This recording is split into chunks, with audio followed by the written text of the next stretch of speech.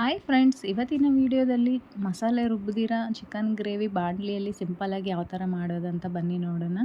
ತುಂಬಾ ಟೇಸ್ಟಿಯಾಗಿರುತ್ತೆ. ನೀವು ಟ್ರೈ ಮಾಡಿ ಕಮೆಂಟಲ್ಲಿ ತಿಳಿಸಿ. ಪ್ಲೀಸ್ ನನ್ನ ಚಾನಲ್ನ ಯಾರೆಲ್ಲ ಹೊಸ್ದಾಗಿ ನೋಡ್ತಾ ಇದ್ದೀರಾ ಸಬ್ಸ್ಕ್ರೈಬ್ ಮಾಡ್ಕೊಂಡು ಈ ವಿಡಿಯೋ ಪೂರ್ತಿಯಾಗಿ ನೋಡಿ. ನಿಮ್ಗೇನಾದ್ರು ಇಷ್ಟ ಆದರೆ ಒಂದು ಲೈಕ್ ಮಾಡಿ. ಫಸ್ಟು ನಾನು 1/2 kg ಚಿಕನ್ನ ಚೆನ್ನಾಗಿ ತೊಳ್ಕೊಂಡು ಒಂದೊಂದು ಉಪ್ಪು ಸ್ವಲ್ಪ ಅರಿಶಿನ ಪುಡಿ ಹಾಕಿ 4-5 ಸರಿ ತೊಳೆದು ಇಟ್ಕೊಂಡು ಅದಕ್ಕೆ ಮ್ಯಾರಿನೇಟ್ ಮಾಡ್ತಾಯಿದ್ದೀನಿ. 2 ಟೇಬಲ್ ಸ್ಪೂನ್ ಮೊಸರು, 1 ಸ್ಪೂನ್ ಶುಂಠಿ ಬೆಳ್ಳುಳ್ಳಿ ಪೇಸ್ಟು, ಒಂದು ಅರ್ಧ ಸ್ಪೂನ್ ಚಿಲ್ಲಿ ಪೌಡರ್, ಅರ್ಧ ಸ್ಪೂನ್ ಧನಿಯಾ ಪೌಡರ್, ಅರ್ಧ ಸ್ಪೂನ್ ಗರಂ ಮಸಾಲ, ಸ್ವಲ್ಪ ಅರಿಶಿನ ಪುಡಿ, ನಿಂಬೆಹಣ್ಣು ಸ್ವಲ್ಪ, ರುಚಿಗೆ ಎಷ್ಟು ಬೇಕೋ ಅಷ್ಟು ಉಪ್ಪು ಹಾಕಿ ಕಲಸಿ ಇಡ್ತಾಯಿದ್ದೀನಿ.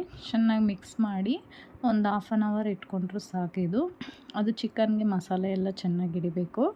ಸ್ಟವ್ ಮೇಲೆ ಬಾಣಲಿ ಇಟ್ಕೊಂಡು ಒಂದು 2 ಟೇಬಲ್ ಸ್ಪೂನ್ 3 ಟೇಬಲ್ ಸ್ಪೂನ್ ಎಣ್ಣೆ ಹಾಕಿ, ಈಗ ಎಣ್ಣೆ ಸ್ವಲ್ಪ ಕಾದ ನಂತರ ಜೀರಿಗೆ ಒಂದು ಅರ್ಧ ಸ್ಪೂನು, ಸೋಂಪು ಒಂದು ಅರ್ಧ ಸ್ಪೂನು, ಒಂದು ಅರ್ಧ ಇಂಚು ಚಕ್ಕೆ, 1 ಲವಂಗ, 1 ಏಲಕ್ಕಿ ಮಾಡಿ 2 ಈರುಳ್ಳಿನ ದಪ್ಪ ಕಟ್ ಮಾಡಿರೋ ಈರುಳ್ಳಿನ ಸೇರಿಸ್ಕೊಂಡು, ಈರುಳ್ಳಿ ಎಲ್ಲ ಫ್ರೈ ಆದಮೇಲೆ ಅದಕ್ಕೆ ಶುಂಠಿ ಬೆಳ್ಳುಳ್ಳಿ ಪೇಸ್ಟ್ನೂ ಹಾಕಿ ಹಸಿ ವಾಸನೆ ಹೋಗೋವರೆಗೂ ಫ್ರೈ ಮಾಡ್ಕೊಬೇಕು. ಇವಾಗ ಮ್ಯಾರಿನೇಟ್ ಮಾಡಿರೋ ಚಿಕನ್ನು ಇದಕ್ಕೆ ಸೇರಿಸ್ಕೊಂಡು ಆ ಚಿಕನ್ ಎಲ್ಲ ಹಸಿ ವಾಸನೆ ಎಲ್ಲ ಹೋಗಿ ನೀರು ಬಿಟ್ಕೊಬೇಕು. ಅದರಲ್ಲಿ ಅಲ್ಲಿವರೆಗೂ ಮಿಕ್ಸ್ ಮಾಡಿಕೊಂಡು ಚೆನ್ನಾಗಿ ಫ್ರೈ ಮಾಡ್ಕೊಬೇಕು.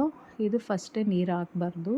ಮಸಾಲೆ ಎಲ್ಲ ಚೆನ್ನಾಗಿಟ್ಟು ಚಿಕನಲ್ಲೇ ನೀರು ಬಿಡುತ್ತೆ. ಆ ಚಿಕನಲ್ಲೇ ಅರ್ಧ ಭಾಗ ಬೇಯಿಸ್ಕೊಂಬಿಡ್ಬೇಕು ಚಿಕನ್ನ. ಇವಾಗ ನೋಡಿ ಸ್ವಲ್ಪ ನೀರು ಬಿಟ್ಕೊಂಡಿದೆ. ಇವಾಗ ಈ ಟೈಮಲ್ಲಿ 1-2 ಟೊಮಟನ ಸಣ್ಣದಾಗಿ ಕಟ್ ಮಾಡಿ ಸೇರಿಸ್ಕೊಬೇಕು. ಇದು ಟೊಮಟ ಎಲ್ಲ ಸಾಫ್ಟ್ ಆಗೋವರೆಗೂ ನಾವು ಮಸಾಲೆ ಎಲ್ಲ ಸೇರಿಸ್ಕೊಬಾರ್ದು. ಇವಾಗ ಒಂದು ಸ್ವಲ್ಪ ಹೊತ್ತು ಫ್ರೈ ಮಾಡ್ಕೊಬೇಕು.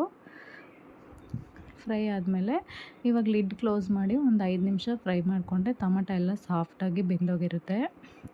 ಮತ್ತು ಒಂದು 5 ನಿಮಿಷ ಲಿಡ್ನ ಕ್ಲೋಸ್ ಮಾಡಿ ಬೇಯಿಸ್ಕೊಬೇಕು. ಇದಕ್ಕೆ ಇವಾಗಲೇ ಸ್ವಲ್ಪ ಉಪ್ಪು ಸೇರಿಸ್ಕೊಂಬಿಟ್ರೆ ಟೊಮಟ ಬೇಗನೆ ಸಾಫ್ಟಾಗಿ ಹೋಗುತ್ತೆ.